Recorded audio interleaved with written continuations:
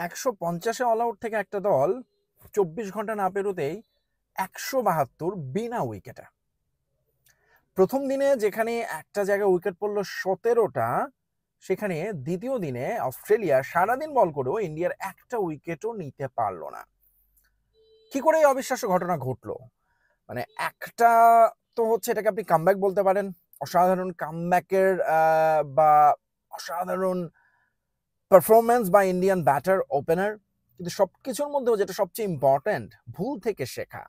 অর্থাৎ প্রথম ইনিংসে জয়সওয়াল যে ভুলটা করেছিলেন, যেভাবে আউট হয়েছিলেন, আজকে কিন্তু তিনি একবারও সেরকম শট খেলতে যাননি। তার বল লিপ ছিল দুর্দান্ত এবং লোকেশ রাহুল একেবারে ঘটনাচক্রে এই দলটার ওপেনিং এ নেমেছেন তিনি, এবং নেমেই কি সাকসেসফুল দলটাকে যখন ভীষণ বিপদের সময় কিভাবে সামনে এগিয়ে দিচ্ছেন।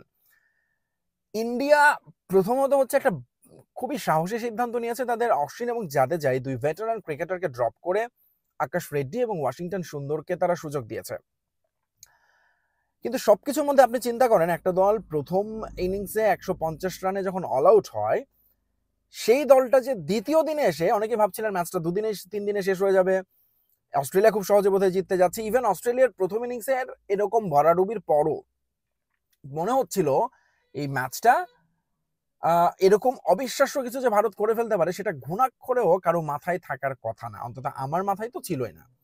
কিন্তু তারপরে ইন্ডিয়া এই অবিশ্বাস্য সাধন করেছে, বিকজ ইন্ডিয়া আসলে নিজেদের ক্রিকেটের লেভেলটাকে এই জায়গাটা নিয়ে গেছে, যেখান থেকে তারা যে কোনো রকম ভাবে ফিরে আসতে পারে, অসাধারণ পারফরমেন্সের নজির করতে পারে। আজকের ম্যাচের দিকে যদি আমরা দেখি, ইন্ডিয়া অস্ট্রেলিয়া যে চলতি টেস্ট, এটা খুবই হাই ভোল্টেজ অনেক আগে থেকেই, কিন্তু আসলে সেটা কতটা হাই ভোল্টেজ, এটা আসলে মাঠে যখন দুদল খেলতে নেমেছে তখন সেটা বেশি করে প্রতীয়মান হয়েছে। 150 রানে যখন অল আউট হয়ে গেল ইন্ডিয়া, এবং তারপর তারা যখন বল করতে নামলো, এবং সেখানে একসময় প্রথমে মিচেল স্টার্কের কথা বলতে হয়, কি অসাধারণ ব্যাটটাই না তিনি করলেন অস্ট্রেলিয়ার হয়ে। সর্বোচ্চ স্কোরার যে মিচেল স্টার্ক হবেন, তিনি হয়তো সর্বোচ্চ উইকেট নেবেন, কিন্তু সর্বোচ্চ রান করবেন এক ইনিংসে, সেইটা আসলে ঘুণাক্ষরেও কারো মনে থাকার কথা না বা মনে হওয়ার কথা না। কিন্তু সেই অসাধারণ কাজটি করেছেন মিচেল স্টার্ক, একরকম বাঁচিয়েছেন বড় লজ্জা থেকে অস্ট্রেলিয়াকে। যদিও এটা তাদের অন্যতম সর্বনিম্ন একটা টোটাল এগেনস্ট ইন্ডিয়া, কিন্তু তারপরে মিচেল স্টার্কের কথা প্রথমে বলতে হয়।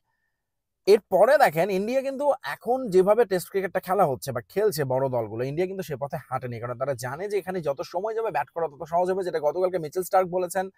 এবং ইন্ডিয়া অস্ট্রেলিয়া অবশ্যই দুর্দান্ত বল করেছে, কিন্তু উইকেটে আসলে ব্যাট করা যে যেত সেটা মিচেল স্টার্ক প্রমাণ করেছেন, এবং যত সময় গড়িয়েছে উইকেট এখন আস্তে আস্তে ব্রাউন হচ্ছে। এবং সবচেয়ে মজার ব্যাপার, আজকে স্ট্যাটস তো নিশ্চয় দেখেছেন বা দেখাচ্ছিল যে সিমের মুভমেন্ট কতটা কমে এসেছে প্রথম দিন থেকে, অর্থাৎ মাত্র 24 ঘন্টার মধ্যে এই উইকেটটা আস্তে আস্তে এখন ব্যাটিং বান্ধব হয়ে যাচ্ছে। এবং এই কারণেই ভয়টা, আপনি ইন্ডিয়াকে একেবারে অল আউট বা খুব কনভিনসিংলি এগিয়ে আছে বলতে পারেন না। হ্যাঁ, তারা এগিয়ে আছে, ম্যাচ জিতে গিয়েছে সেটা এখনো বলা যাবে না, কারণ এই মাঠেই কিন্তু 300-র উপর ফোর্থ ইনিংসে রান করার রেকর্ড আছে অনেক। যদিও অস্ট্রেলিয়ার লিড এখন তারা পিছিয়ে আছে এখন 200-র উপর রানে, ইন্ডিয়া লিড হয়ে গেছে 218, এবং নিশ্চিতভাবে হাতে 10টা উইকেট, যতটা সম্ভব তারা লিডটাকে বাড়িয়ে নেবে।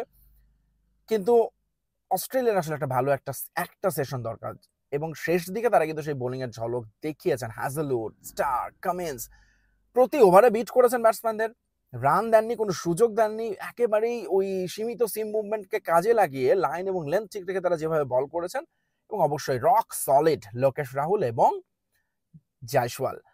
তো অস্ট্রেলিয়ার আসলে দরকার একটা ভালো সেশন। আর ইন্ডিয়া যদি 400 প্লাসও করে স্কোর শেষ ইনিংসে, তখনও কিন্তু আপনি অস্ট্রেলিয়াকে এই গেম থেকে ছিটকে ফেলতে পারবেন না, কারণ তারা অস্ট্রেলিয়া নাম্বার 1 এবং নাম্বার 2। এই মাঠে দক্ষিণ আফ্রিকা সে বিখ্যাত 400 উপর রান, 414 প্রবাবলি চেস করে জয়ের রেকর্ড কিন্তু আছে।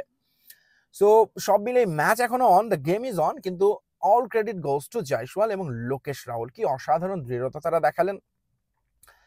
জয়সওয়ালকে নিয়ে একটা তো আলোচনা ছিলই যে তিনি টেস্টে আসলে খুব ভালো করছেন, কিন্তু সেটা দেশের মাটিতেই বেশি দেশে, এবং তিনি এখন বিভিন্ন কন্ডিশনে, বিশেষ করে অস্ট্রেলিয়ার এই কন্ডিশনে যে তিনি পারফর্ম করে দেখাতে পারেন, এবং কি অনায়াসভাবে তিনি খেলেছেন যেভাবে খেলা উচিত, এবং তার মধ্যেও কিন্তু তিনি তার ন্যাচারাল গেমটাকে বিসর্জন দেননি। আজকের ইনিংসে 2টো ছক্কা হাঁকিয়েছেন, যেটা তাকে এক ক্যালেন্ডার ইয়ারে সর্বোচ্চ ছক্কার রেকর্ডের শীর্ষে বসিয়ে দিয়েছে, এবং সেখানে তিনি পিছনে ফেলেছেন কাকে?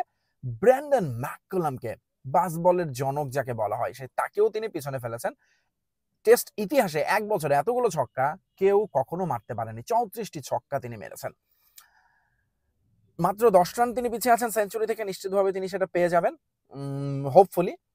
বাট লোকেশ রাহুলের কথা বলতে হয়, ভয়াবহ স্ট্রাগলের মধ্যে ছিলেন, রান পাচ্ছিলেন না। আইপিএলে তার অকশনে তিনি উঠতে যাচ্ছেন, আর কিছুক্ষণ পরেই সব মিলে মনোযোগ ঠিক ছিল না, ফিটনেসের সমস্যা ছিল।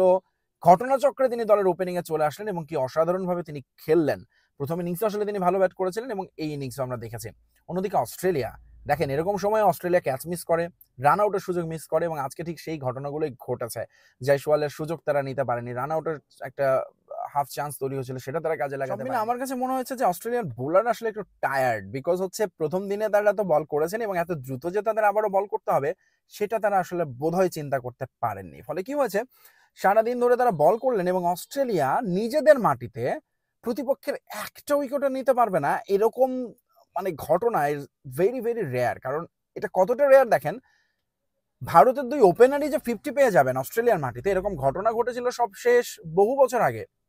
150 রানের উপর হয়েছে 1986 সালে একবারই, শেষবার ইন্ডিয়ার হয়ে করেছিলেন এই এই এই রানটা সুনীল গাভাস্কার। এবং ফলে কি হয়েছে, যেন মনে হচ্ছিল অস্ট্রেলিয়াকেই মনে হচ্ছে আসলে এখানে যেন তারা হোস্ট নয়, তারা বোধহয় এখানে অতিথি দল।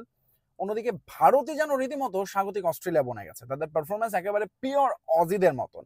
অজিরা যেরকম দুর্দান্ত দাপট দেখিয়ে প্রতিপক্ষকে একেবারে ভেঙে চুরে দিতে পছন্দ করে, ঠিক সেইভাবেই খেলছে ইন্ডিয়া এই টেস্টে অস্ট্রেলিয়ার বিপক্ষে। কারণ একটা উইকেট না দেয়া, সলিড টেম্পারমেন্ট দেখানো, প্রতিপক্ষকে একেবারে দুমড়ে মুচড়ে দেয়া, মানসিকভাবে ভেঙে দেয়া, সবগুলো কাজই ইন্ডিয়া করছে অস্ট্রেলিয়ার মাটিতে এগেনস্ট অস্ট্রেলিয়া। সো এটা একটা অসাধারণ ব্যাপার এবং সে কারণে আমি যেটা বললাম যে ইন্ডিয়ার ক্রিকেট সত্যিকার অর্থেই আসলে এই সিরিজটাকে বলা হচ্ছিল যে একটা বড় চ্যালেঞ্জ, এবং যখন আপনি অস্ট্রেলিয়ার মাটিতে পারফর্ম করবেন সেটা আসলে একটা আলাদাভাবেই দেখা হয়। ইন্ডিয়ার জন্য সেটা ব্যতিক্রম না, এবং সেই কাজটা ইন্ডিয়া এখন পর্যন্ত সোফার দারুণভাবে করেছে। বাট ডোন্ট ফরগেট, এই ম্যাচ কিন্তু এখনো শেষ হয়ে যায় না, অস্ট্রেলিয়া খুব দারুণভাবে সব ম্যাচে ফিরে আসতে পারে এবং এই মাঠে কিন্তু এরকম রেকর্ড আছে বড় রান চেস করে। সো ফোর্থ ইনিংস এবং এই ম্যাচের আমার মনে হয় এখনো ইন্টারেস্টিং মোমেন্ট সামনে পড়ে আছে এবং নিশ্চিতভাবে আরো বেশি উত্তাপ ছড়াবে। প্রথম টেস্ট একটা সেট আপ করে দেবে, পরের 4 টেস্ট কোন দিকে যাবে, এবং যখন এই দুটো দলই আসলে WTCর ফাইনালের জন্য লড়ছে, ইন্ডিয়াকে আসলে এরকম কিছু করতেই হতো। অন্যদিকে অস্ট্রেলিয়া, তারাও আসলে ঘুরে দাঁড়াবে এবং সেটা নিয়ে কারো সন্দেহ থাকার কথা না। অলরাইট, সো দারুণ একটা এক্সাইটিং ম্যাচের অপেক্ষা, এবং এই ম্যাচের কারণে আসলে বাংলাদেশের টেস্টটাকে এখন খুবই খুবই বোরিং মনে হচ্ছে ওয়েস্ট ইন্ডিজের সঙ্গে। আমার ধারণা যে আমরা যতটা ইন্ডিয়া অস্ট্রেলিয়ার খবর রাখছি ততটা বোধহয় বাংলাদেশ ম্যাচেরও রাখছি না। ফলে এটা একটা সুযোগ আসলে বাংলাদেশের জন্য, তারা যেরকমই পারফর্ম করুক, আন্ডার পারফর্ম করলেও আসলে হয়তোবা নজর এড়িয়েই যাবে, তাই না? এখনকার মতো বিদায়, বাই বাই, টাটা। একটু প্রেডিকশন জানিয়ে যাবেন ইন্ডিয়া অস্ট্রেলিয়া টেস্ট নিয়ে।